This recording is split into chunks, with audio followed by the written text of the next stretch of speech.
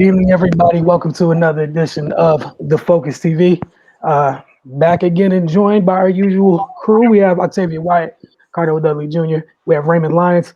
I'm Wilson Tarpe Jr. Once again, welcome to The Focus TV. Got a lot to get through as we had a lot of fun last week with the help of Keith going through the NFL, our NFL mock draft. That said, the draft's over now. So we're going to have Octavia share her thoughts on her division and how everyone did in the draft.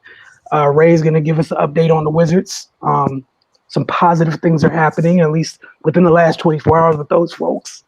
We're going to talk a little bit about the misses. Cardell is going to be at that game tomorrow, 9-4-50 breakdown. So we're going to see what Jamal Hayward has for us. What else we got?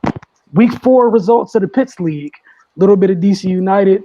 And, we're going to have some time for rapid fire because what is the Focus TV show without Cardell torturing us with rapid fire? So, Octavia, go ahead and kick us off. How do you think your division did in the NFL draft? I'm just so happy that it's over, number one. I'm just so happy the draft is over. I'm just glad that we are finally moving towards the season and everybody has completed their drafts. The one thing that always stands out to me is everybody's mock draft was completely off. Not just us. I mean, the professionals, as you can tell, because nothing happened the way that they said it was going to happen, which is always hilarious to me. I get a kick out of it. But I personally believe that the teams in the NFC East had a very, very good draft nights, draft weekend, whatever you want to call it. I think everybody did a decent job at fixing the things that they need to fix, getting people in positions that they need, addressing holes in their offense, their defense, all of those things. I think everybody actually did a pretty decent job. Even when it came down to certain players that they had already selected in their mind, no longer being available by the time their pick came up. So there was a lot going on in the draft. I'll go ahead and start with the Giants, run through their draft picks. So in round 1, they got Kadarius Toney, wide receiver. Round 2, they got Azeez Ojulari, a defensive end. Round 3, they got Aaron Robinson, a cornerback. Round 4, they got Ellerson Smith, a defensive end. Round 6, Gary Brightwell, running back. And also in round 6, they got Rodarius Williams, a cornerback. It's funny because a lot of the stuff that I've read about the Giants' draft, that a lot of people were joking with Gettleman calling him Trader Dave. Because they traded twice within the first round to move it around a little bit. It obviously happened because of some additional trades that happened by other NFC East teams that caused them to have to do the same thing. But I still think all in all, they had a really good really good draft class.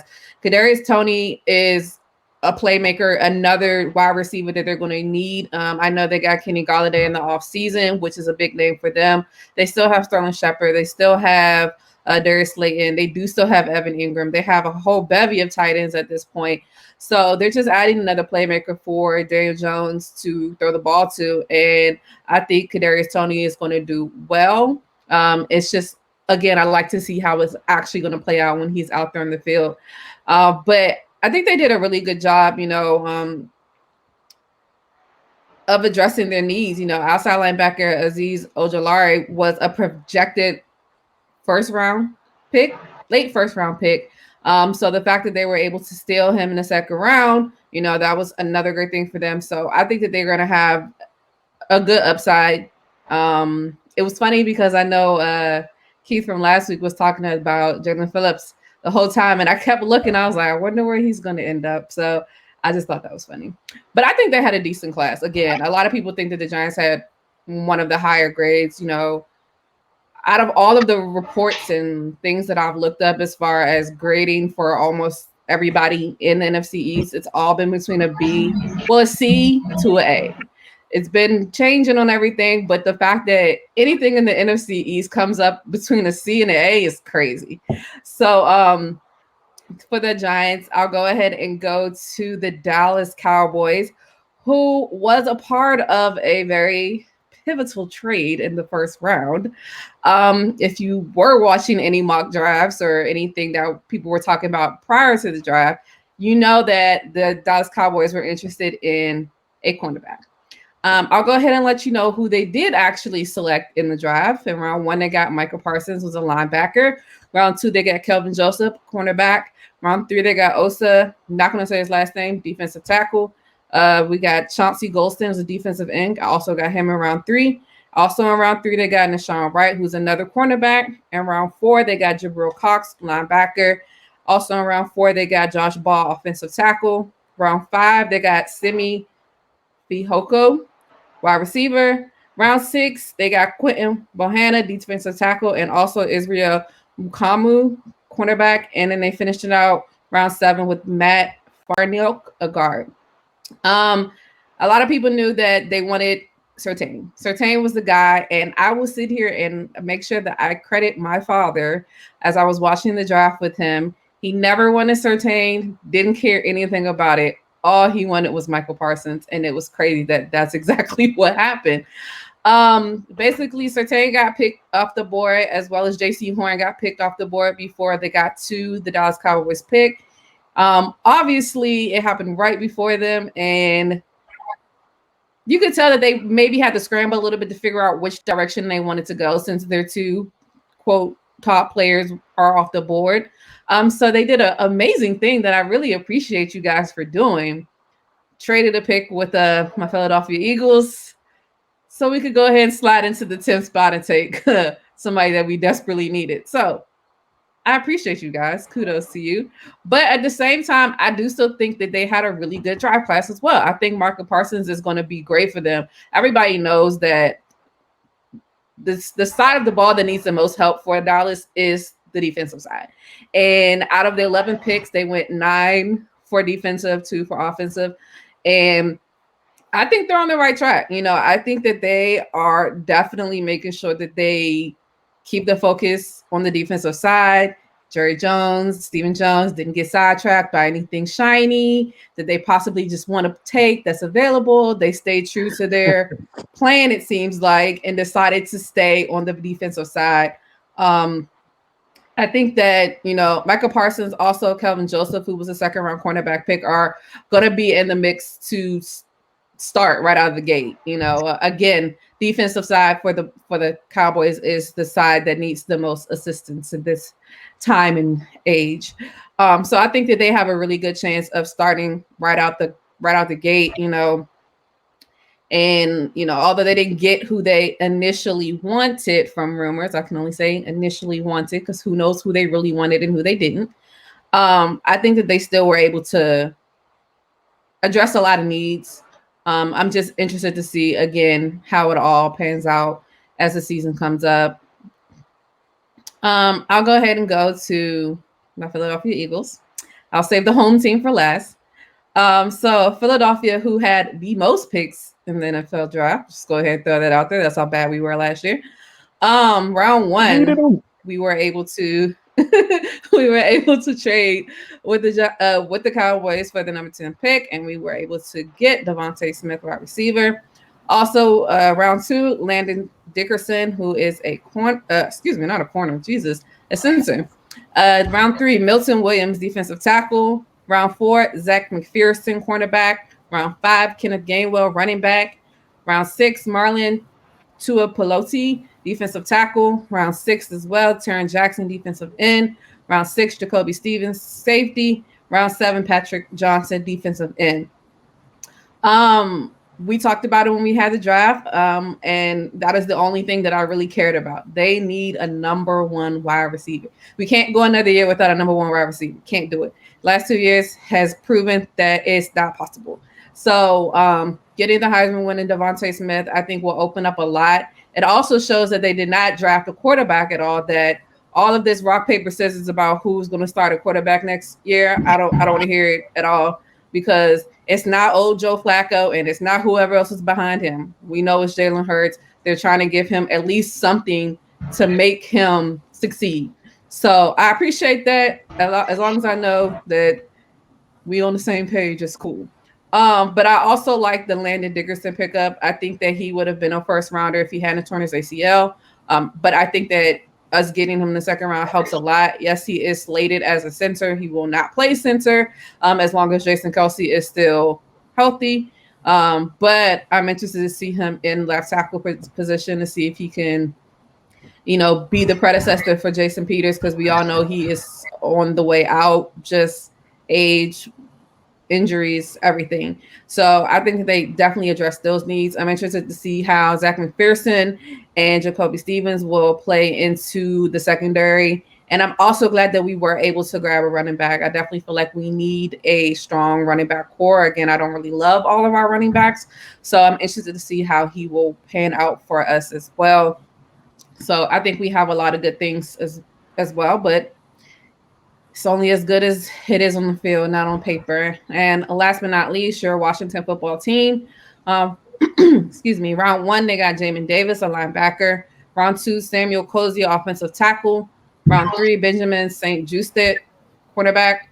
Round 3, Dimey Brown, wide receiver. Round 4, John Bates, tight end. Round 5, Derek Forrest, a safety. Round 6, Cameron Cheeseman. Round 7, Will Bradley King, defensive end. Round 7, Shaka Tony, defensive end. Round 7, Dak Milne, wide receiver. The only thing that threw me off with them is the fact that they didn't draft a quarterback. We all know that Fitzmagic is there, but I still believe that he won't be the long-term situation. Maybe they feel like he will make it through the whole season. We all know Alex Smith has retired. So it's Fitzpatrick, it's Taylor Heinicke, that's what I call him, and Kyle Allen, I believe, is still there. So I'm interested to see how that pans out for them. The fact that they didn't even take a quarterback at all. Not saying they need to go first round, second round, third round, whatever, but they didn't even take one for insurance. So I'm interested to see how that works out, if Fitz is who they want all year, or if you have not heard, there is a certain disgruntled quarterback elsewhere that everybody's trying to get their hands on. I don't think the Washington football team is smart enough to do it, but there are reports that maybe that's their goal. Who knows? But outside of that, I mean, I don't really feel like the Washington football team had a standout person that I can say like, oh yeah, that was a really good pick. I feel like they just kind of addressed certain needs that they feel like they needed, and they just kind of stayed in a good place. Like I feel like they made a huge splash. But again, I still feel like that everybody in the NFC East had a decent draft. They're able to pick up on some positions that they really needed. So I'm interested to see if the worst division in the NFL will be anything better next year. We can only cross our fingers for one of the teams in NFC East. I don't know about the other ones. We're gonna move on to Raymond with the Wizards. My only little petty 2 cents with that division. It's gonna be fun watching the Washington fan base, the Dallas fan base, scream about who's better between Parsons and Jamin Davis for like the next 5 to 10 years. If both of them pan out. Oh yeah, that's the other thing. Fun. Like, it's gonna be so.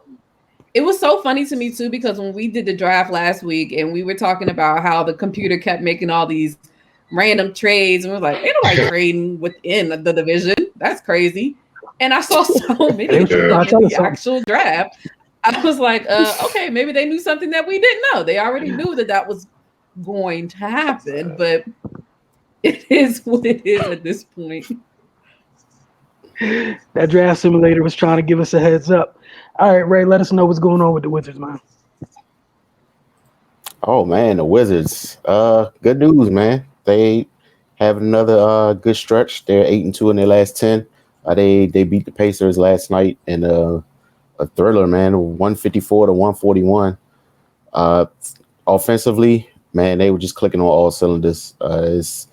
Couldn't ask for anything more on that side of the ball in a basketball game. They had 50 assists as a team, 96 points in the paint. They were just dominant, shot 61% from the field. I mean, it wasn't nothing Indiana could do. The Wizards, they controlled the game. They got out on a fast break. They converted those opportunities. They turned them over. From an offensive standpoint, they left nothing on the table. Russell Westbrook was amazing. 14 points, 24 assists, 21 rebounds. I believe that was the first 2020 game in NBA history that didn't include points.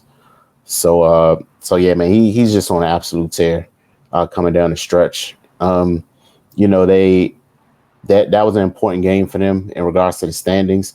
They're still in 10th place right now, but they're just a half game back from Indiana, and they own the tiebreaker. So that they're pretty much in the driver's seat in that situation.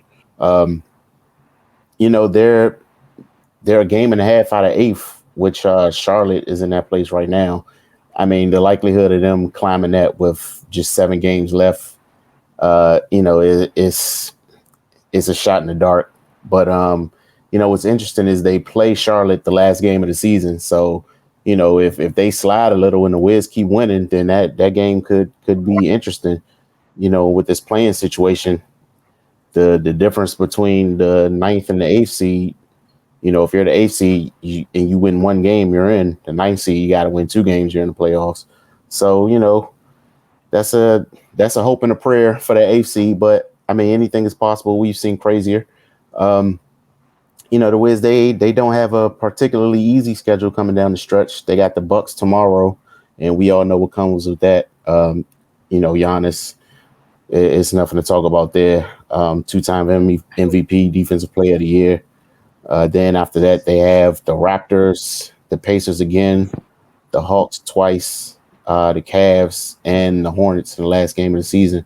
So they got a chance here, man. If they just take care of business, then some chips could fall their way. But they're playing well, man. As we've been talking about on the show, things are just kind of starting to come together for them.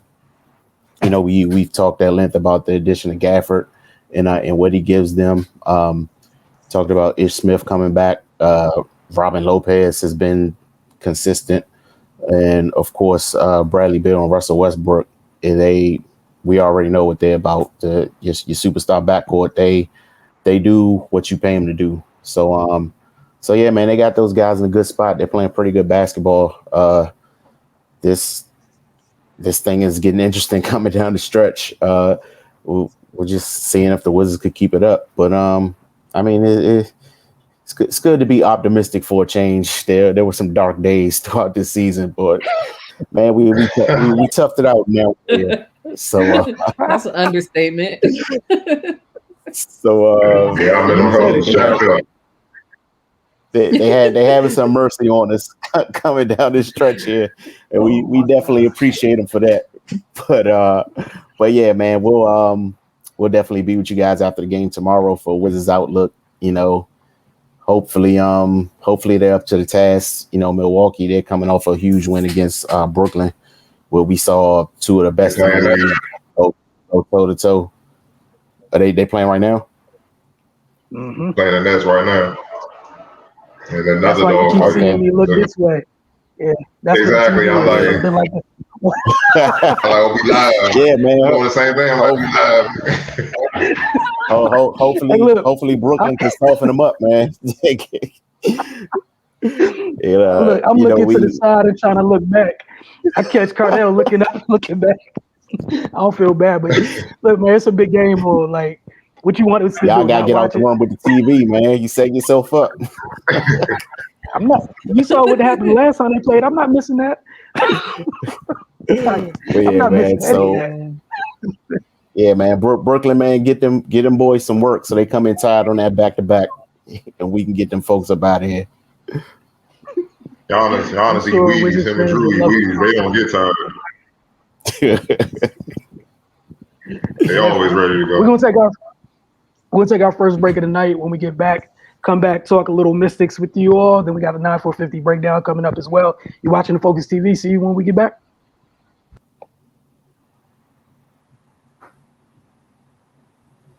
Do you have your Mother's Day meal planned yet? Who's a Non-Soul Food restaurant is here to help you with their Mother's Day special. It's available May 7th through May 9th. The special includes your choice of 4 entrees, 3 large sides, and 4 desserts for $64.95. It's available at both the U Street and Georgia Avenue locations. If you order from the Georgia Avenue location, you can add 2 cocktails or 4 beers for $74.95. Order online now to schedule your pickup. available Friday through Sunday. To order online or get the address for both locations, head to oozandaz.com. That's OOHSNAAHHS.com. oozandaz.com.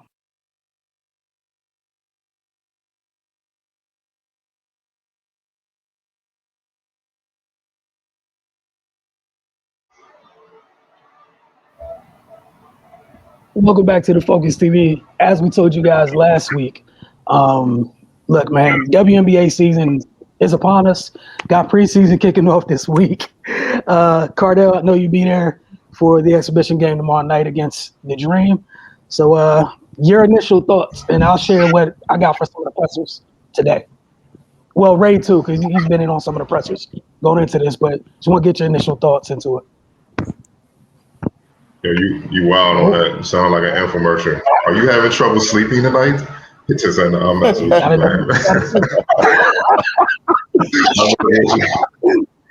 Hey, I knew it was coming. You caught me off guard with that one. It was slick though. That was tough though. But you did sound like an infomercial. Late night joints. But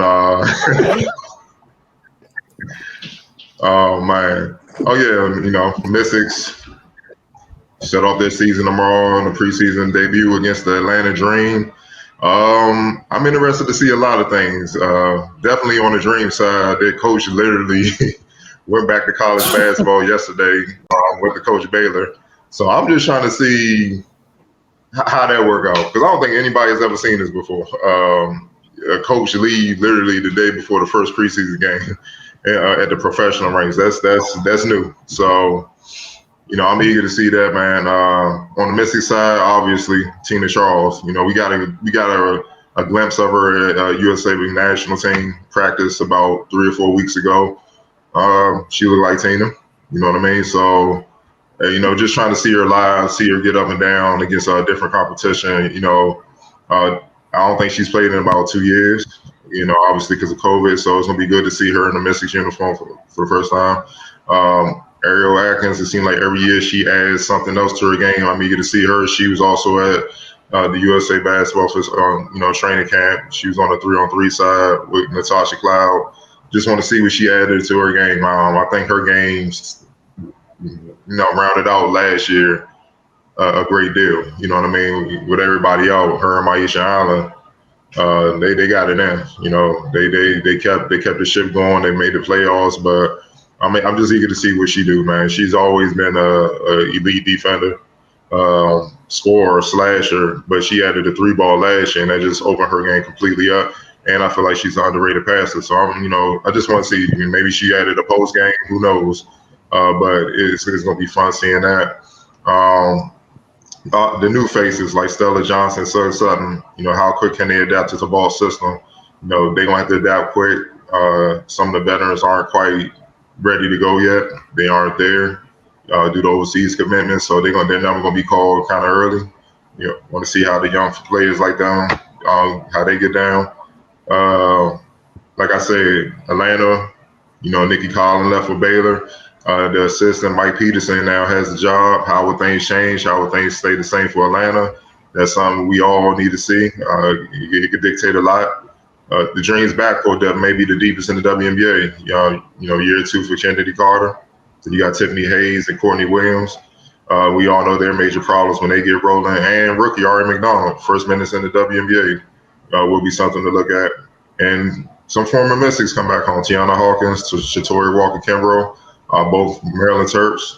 Want to see how they fare being a part of the Dream coming back here, and how they were impacted Atlanta, because with uncertainty with a lot of rosters right now, obviously due to the COVID, the Olympics coming up, players still overseas trying to get done with their season, coming back over here, deciding if they're going to come back over here.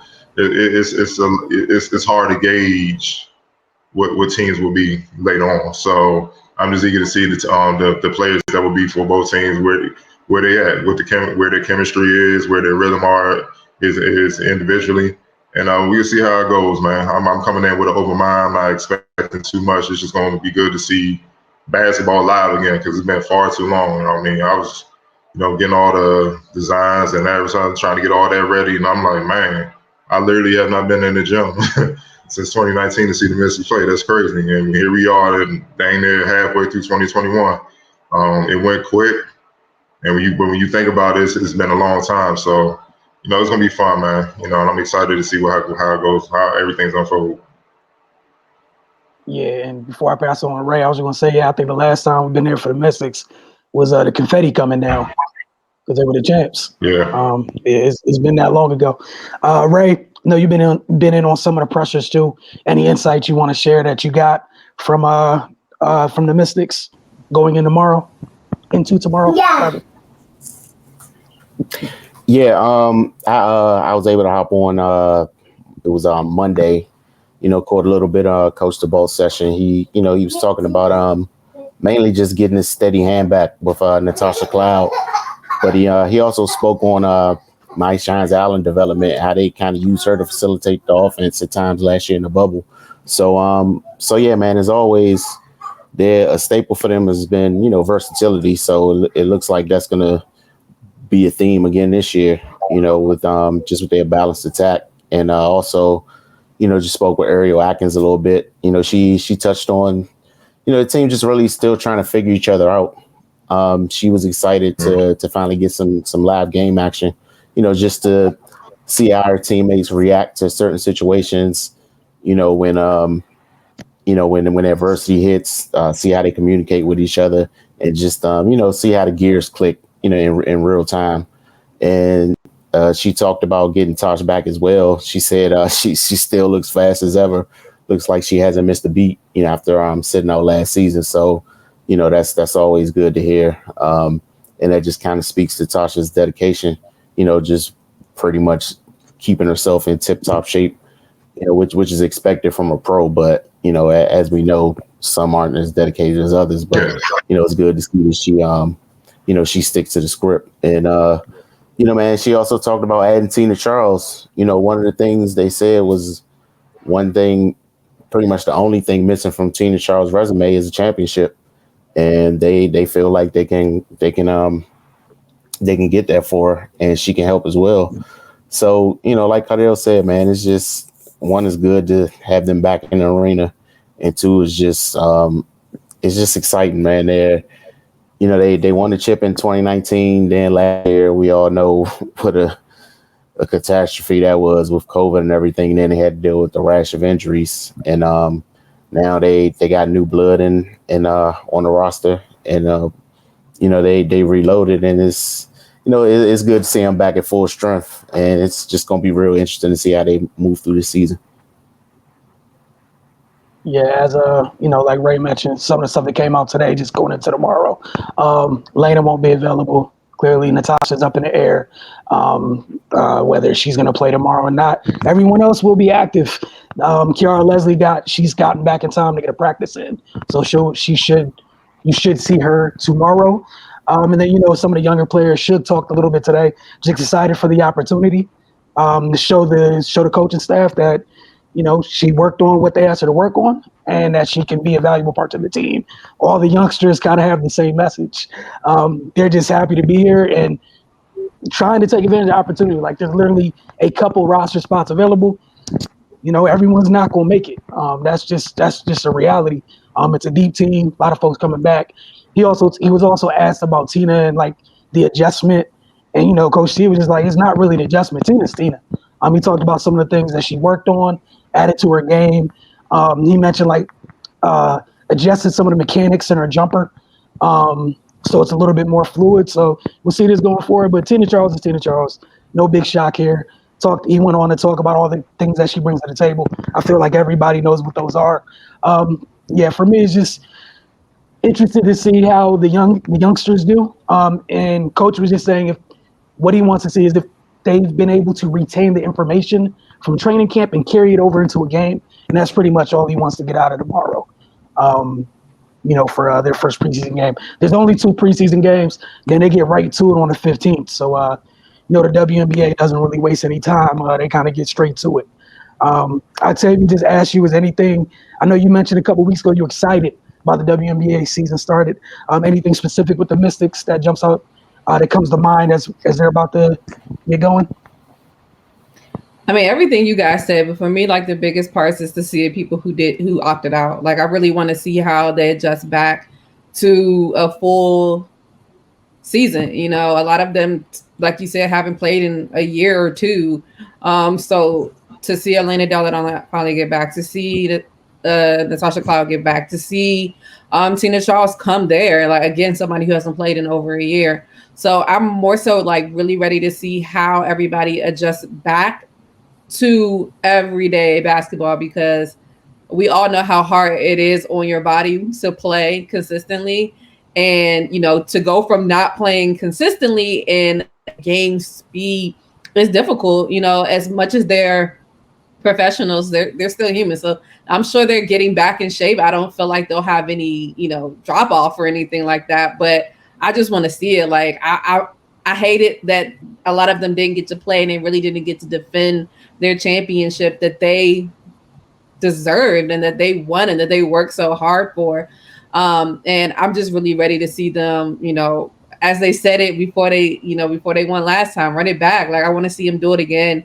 And I'm just excited for the season as a whole to start, but I'm definitely excited for the Mystics. Yo, they didn't even get a championship parade. I know. Nope. They didn't get a little virtual party either. But They just had a private ring ceremony like, for the team. Like COVID just, man, yeah. I don't ever. So I'm also looking forward to see again. the love. That like I want the people that get to go to the games now that they have them. Like those people showed them that love. Yeah, you know, everything that was that special. they deserve. You're right. Because they didn't get that. You know, That was. Yeah, that was when they had that joint rocking like it was a little MSG, domestics that year. It was special. It was a special run. So yeah, I would love to see that, and then it, you know, it gave the area something to look at, something positive, especially during the summer. You know what I mean? So yeah, that was a special season, man. Yeah, like you guys mentioned, that building ESA was different during that whole run. That like, you know, it's cliche about home court advantage.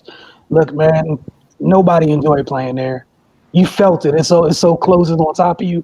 It's sometimes it looked like they were out of energy, and it was like literally to me at times it felt like being at times like being at Audi or something like that, where the fans get to going and that energy literally transfers to the players, and there's nothing that the opposing team can really do. Like you can feel it surging, and you know that tidal wave gets there, and you know it doesn't hurt that they were kind of good, right? You know, played a nice role in that too. But we're gonna head to our second break. But before that, 9-4-50 breakdown. This week, Jamal Hayward has for us breakdown the shots playing off a 2-foot landing into our second break. Again, it's breakdown the shots playing off 2-foot landing into our second break, and we'll see when we come back to talk about the Pitts League Week 4. Today we're gonna work on some 2-foot finishes right under the foul line. The little short jump shots, not going to be actually finishes at the rim.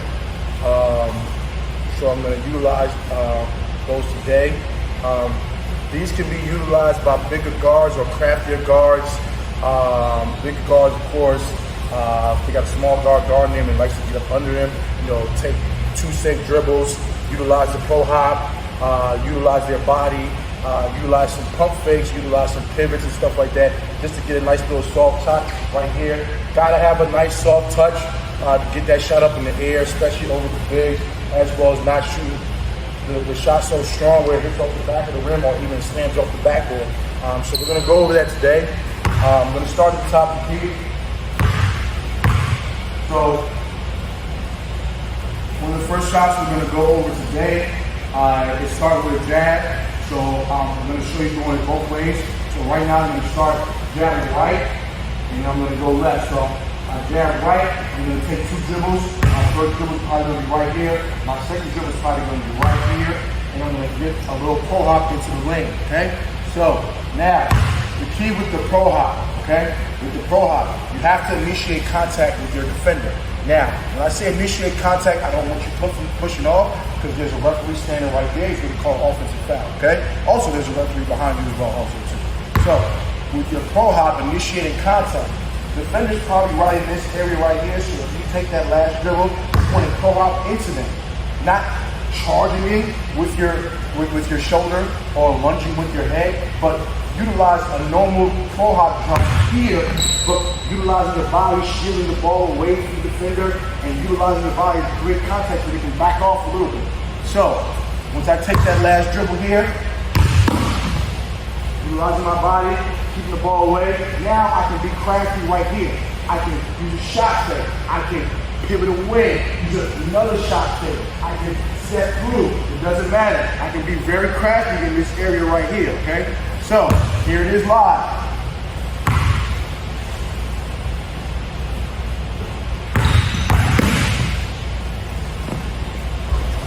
Ball touch, all the way.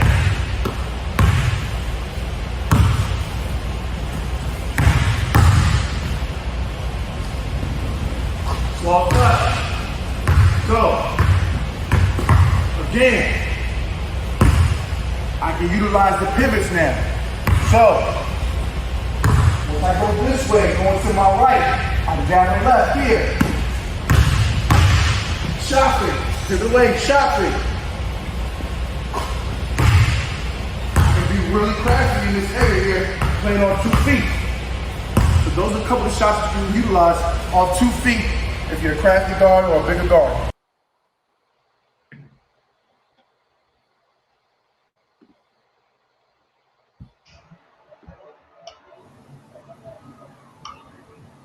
Welcome back to the Focus TV. As always, want to thank Jamal Hayward for the 9-4-50 breakdown each and every week. Octavia, week 4 results from the Pitts League. Of course. And I love how the Pitts League is equal opportunity because I can tell you why there were no games on Thursday. It was a draft. Can't miss that. Sports all the way around. But the teams that did play on Tuesday, we had Team BK beat Rome Reloaded 72-62. Trey Wainwright led the team BK with 26 points, while Byron Mouton led Rome Reloaded with 15 points. Nothing to Prove wins a close one against hometown favorite 63-61. Raymond Baldwin had 18, and John Savoy added 13 points to their win for Nothing to Prove. Charles Allen had 15 points, and Jamal Pitt had 14 points. Dreamcatchers defeated Nellis Group 78-76. Omar Weaver had 22 points in the win. Steve Perry had a game high of 37 points in a losing effort. A-Team held on for a win over Deadstock DMV 63-57. Marquise Powell, 18 points. Antonio Wright chipped in with 17 points. Rashad Price and Seth Allen had 10 points apiece. Not Me ENT beat Silver Mystics in a close one, 59-56. Jamal Wise had 14 points. Daryl Hubbard with 13 points as well. Trevor Ross led Silver Mystics with 18 points. And last but not least, Team J beat Team Soul Runners 58-48. Dunius Thomas, and Brian Akingu, sorry if I mispronounced your last name, apologize, had 12 and 11 points respectively for Team J. And Khalil Jabby had a game high of 18 points in the loss. All right, on to DC United. They had a rough week. This weekend was not good to them. Both Nigel Roberta and Russell Knaus, took a couple knocks during the week, so they were unable to play. So the 30 players they had available, on their roster, only 13 were able to make the trip out to San Jose this weekend. Typically, you field 18, your 11 starters and a bench. They had 13, period, on this trip. That said, no excuses. They fell to San Jose 4-1. The Earthquakes handled the black and red at home, and it started really early. They got a goal in the first minute of the game, courtesy of Javier Eduardo Lopez. They would then score again in the 26th minute. McCade Caldwell is a 17-year-old. He flashed his speed down the right sideline, beat Fred Briant, and then slotted a nice shot right past Chris Seitz. Tony Alfaro scored the first goal of his MLS career for DC United, but it wasn't enough. They cut it to 2-1, but Jackson Ewell, he had kind of a big game. He would score twice for Earthquakes. DC United had some opportunities, but they couldn't capitalize. One of the biggest opportunities that was missed, maybe around between the 75th and 80th minute. They got a chance. The ball falls to Eric Sorga's foot. It looks like it's empty net. A great play by a San Jose defender. He slides and gets in front of it. That would have made it at that time 3-2. Unfortunately, they couldn't capitalize on that opportunity. And then like 5 minutes later, Jackson Ewell got his second goal. Coach Lasada talked about wanting his team to be a bit more aggressive on the ball. And what he meant was there were times when they did have the ball, they would have green grass in front of them, and they would look to pass instead of kind of taking up that space, being a little bit more aggressive and drawing the defenders to them. It's clear that they're missing a chunk of their roster, like I mentioned, but both Coach Lasada and then Felipe Martinez, who made his return from a torn ACL, it was his first game back, coming on to start the second half for DC United. They both mentioned after the game that the team's like they're in a good place mentally. Like there's positives to take away, and they're going to keep on working to get to where they want to go. They're on the road again this weekend. This time it's against the reigning MLS champs, the Columbus Crew. So, I'll check back in with you guys next week to let you know how DC United does. Obviously, they're hoping for, just a couple folks to come back, get a little bit healthy, to kind of, give a fair chance, because there's no way to really judge, a new regime or a new coach or anything like that. So they have all their pieces currently afforded to them, get a better idea. But through 3 games, they're 1-2. Cardell, what you got for rapid fire? And we got time for a few questions. All right, I'm going to start with a local one. Ravens cornerback Marcus Peters said the Rams getting rid of me and trading for Jalen Ramsey was disrespectful. The Rams traded cornerback Marcus Peters to the Ravens in the middle of the 2019 season, and Peters still has a problem with how that all went down. On the same day the Rams traded Peters, they traded for cornerback Jalen Ramsey, and Peters says he considers it a slap in the face that the Rams view that as an upgrade. F them. Peter said on Keith Talib's podcast via Jameson Hensley of ESPN, I felt disrespected in the sense of, yeah, you could trade me. That's part of the business. But 2 minutes after that, you bring in another guy who do the same I do, maybe a little bit different. If we want to play this compare game, I do a little bit more. That ish was disrespectful to me. Just what are your thoughts on Mr. Peters? We're going to start with you, Octavia. All I hear is wah, wah, wah, wah, wah, wah. That's all I hear. There's a bunch of crying. Like, you can't start off by saying, it's a business, I get it. So what did you think they were going to do? They were going to try to find somebody who was worse than you? Like, duh. So, yeah, I get you in your feelings because you consider yourself one of the best. A lot of people think Jalen Ramsey is one of the best. And you in your feelings, I understand that, but I don't want to hear you crying about it 2 years later on the podcast. Like, it happened. Y'all blew them out when y'all played them. You made it to, like, you're still in a playoff team. I don't want to hear it anymore. Like, who cares at this point? Like, like I feel like he's making it more than what it is. Like, you just want to cry about it, which is fine. Have your moment, but all I heard was a bunch of tears. Raymond? Yeah, man. It's old news, man. Like, talk 2 years ago. Like, I will understand the reaction if this interview was the day after the trade. It's fresh. He would probably be, a little worked up. All right, cool. I mean, that's still unbecoming of a grown man to be whining like that, period. But, what have you. But, yeah, dog, just it happened and it's over, like Octavia said. And then, yeah, dude, if they got rid of their best corner, then obviously they had a plan to replace that production. Well, I don't understand what his beef is, to be perfectly honest, but yeah, dude, like, cry elsewhere. Like, I just don't understand it. Like, yeah, that was a little that was rather emotional to say the least. Oh boy, Petty Wilson, I can feel the pettiness coming. Come on. I actually don't. I was gonna say, I get it from the stand of they didn't have to go get Jalen Ramsey. Because to this point, like Octavia said, it's the Rams haven't knocked on the door since they got Jalen yet. So I kind of get it, but at the same time, like that's how they are. They arguably have the best defensive lineman in football. They had a chance to get arguably the best DB in football. That was corner in football. That was their choice. They felt that Jalen was better than you.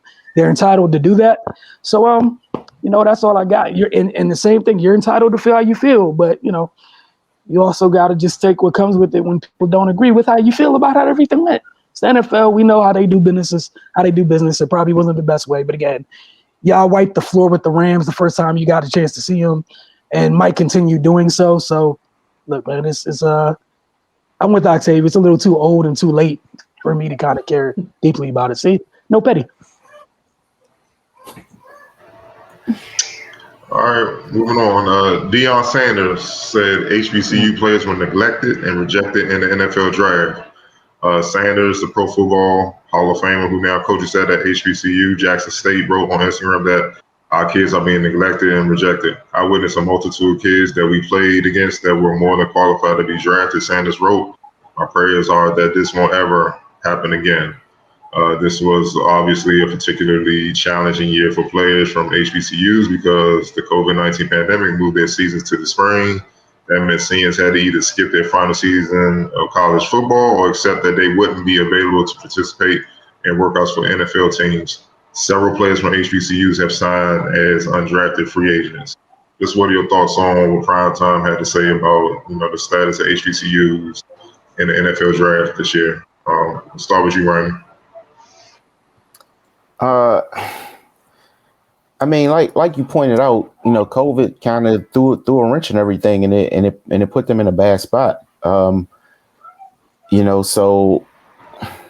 I'm not sure what he was expecting to happen. And then, like you said, a lot of them undrafted free agents, so they will get a chance at some point down the line. But I mean, the NFL has dipped into the HBCU pool in the past, so I think this year is an anomaly, because of given everything that's been going on, and I know the HBCU thing is a hot topic in sports talk. I feel like it's more so on the basketball side, but yeah, I think he's just trying to trying to get some profile for a school, which you can't be mad at that.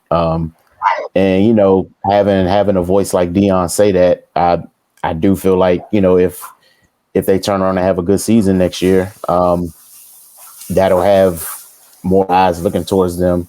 Because his voice rings loud. He's one of the greatest football players ever.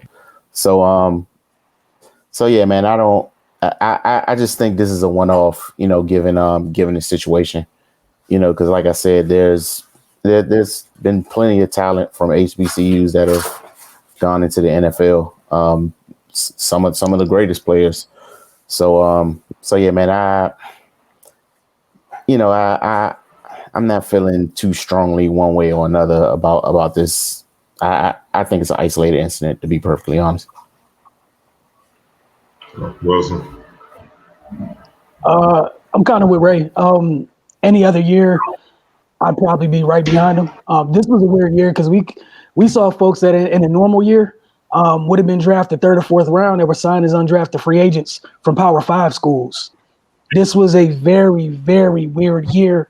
And because, I think people finally got an opportunity to see how big something like the combine is when you take it away. Medicals were even more in question this year. And it was just wild. Again, the mad dash for UDFAs, undrafted free agents, after every year's draft is usually crazy. It was super wild this year. For example, the guy who was arguably the best defensive tackle in college football, and Marvin Wilson, was an undrafted free agent, and he had 7 teams fighting for him before the 7th pick was announced on TV, and he got a deal, his base salary was I think it was 195 or 200,000 as a UDFA. That's not normal because he shouldn't have been there. We saw somebody like Trey Smith And, he had some issues medical, but even from a talent standpoint, he went to the Chiefs. I think it was the 6th or 7th round. This was a weird year. I think Washington got Shaka Tony in like the 6th or 7th round. The 2 dudes he played with got drafted in the first round. And he's arguably as good as them, and he lasted to the 7th. That's Penn State, and we know scouts is at Penn State. It was a wild year. Like Ray said, I'm kind of with them. I do think it was kind of like the statement was more so to bring eyes going into next year. It was tough. Like, we didn't think we were going to have a Big Ten season this year. They had one after telling people they weren't. You had kids opt out, then back in, then back out. This year was just crazy, period, all the way around. I'll tell you. Yeah, I agree with both of them. I don't feel strongly about it either way. I just feel like Ray said, it's a hot topic right now to talk about Black, HBCU students and things like that. Because, I mean, Dion, where you been this whole time?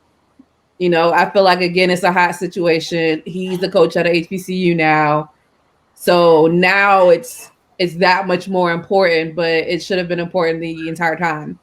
So that's why I feel like it's just like a situational thing. But on the other side of it, like you said, it's prime. So him saying it puts it on, it gives it more life. It gives it more validity for it to be coming from someone of his stature. So that's why I said I'm kind of torn on it. I don't really care which way, either one more than the other. But again, like Tariq Cohen is the one I always go to because he's from my alma mater, A&T, and he did just fine. So we know it can happen. And like you also stated, that it's more so NBA players and NBA players and basketball players that are having a harder time. But I understand where he's coming from. I just wish that if that was your hustle, like that was your hustle the entire time. But on the other side, I get it. And we do still appreciate it coming from him because somebody of his stature saying it does still ring loud. Just to piggyback off y'all, a little bit of what he's saying, he does have a point. But the reality is HBCUs don't have the finances. They didn't have the finances to play a lot of them. Even the required testing, could they afford that? You know what I mean? So yeah, as usual, they face more of an uphill battle.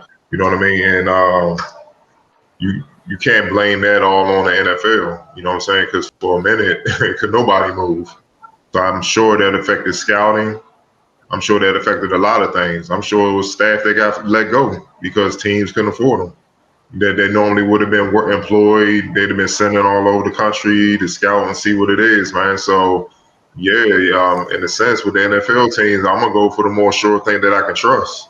Yeah. So with all due respect, yeah, that dude from Michigan, I'm probably gonna be more quicker to draft him over than looking at an HBCU guy. I mean, it is what it is. COVID jacked up the world. So, we got to keep the proper perspective on what's going on now, because you can't. That's kind of where I'm with y'all at with Dion, man. Yeah, you can't throw that out there. Not this year. This year was wild, and even some D1s didn't play. You know what I mean? Some low major D1s sat out because they couldn't afford it. So I know HBCUs were struggling to play. So, it is what it is, man. Last question. This will make Octavia smile. Carmelo Anthony moves into 10th on the NBA all-time scoring list. Obviously, Carmelo walked into the league. He was a certified scorer pretty much since high school. 18 seasons later, he racked up so many points that with a three-pointer early in the second quarter Monday night. Anthony moves past former, Wizards bullet player, legend Elvin Hayes into 10th on the NBA's all-time scoring list. The shot gave him 27,350 points in his career. Just what do you think of, I'm not going to say resurgence because he shouldn't really been out the league in the first place, but just, Carmelo consistently being productive even in his 18th year and what he's gone through over the last couple of years. Well, we're gonna start with his boo. Oh, that's me.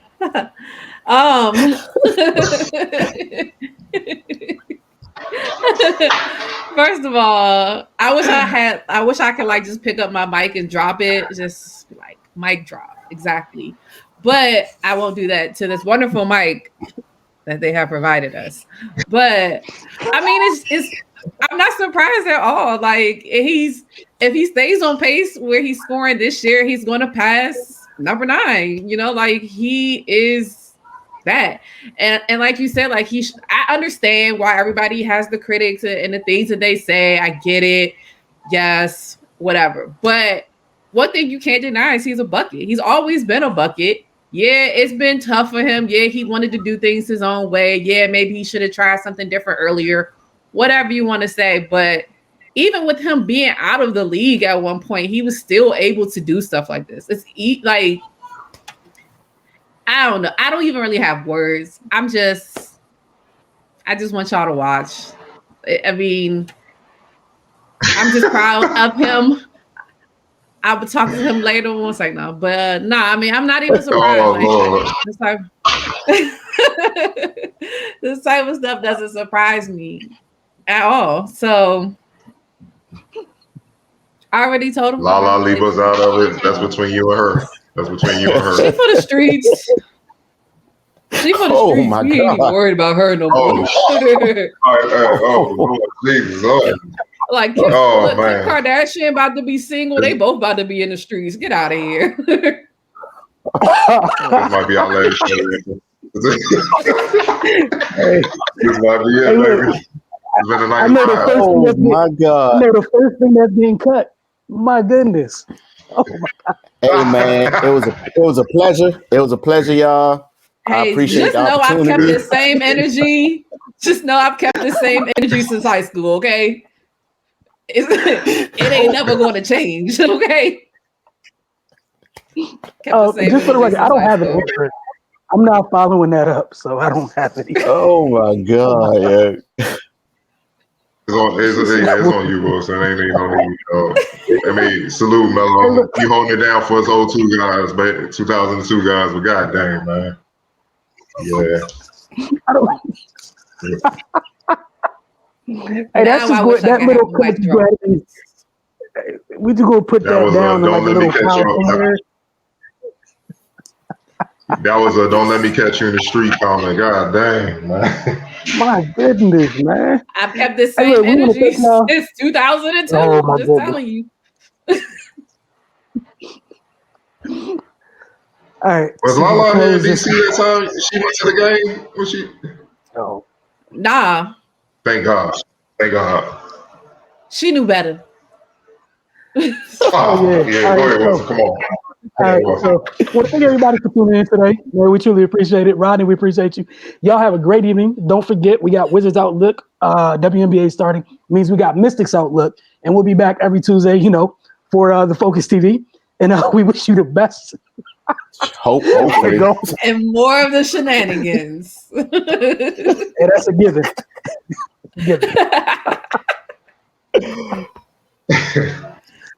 Oh, man.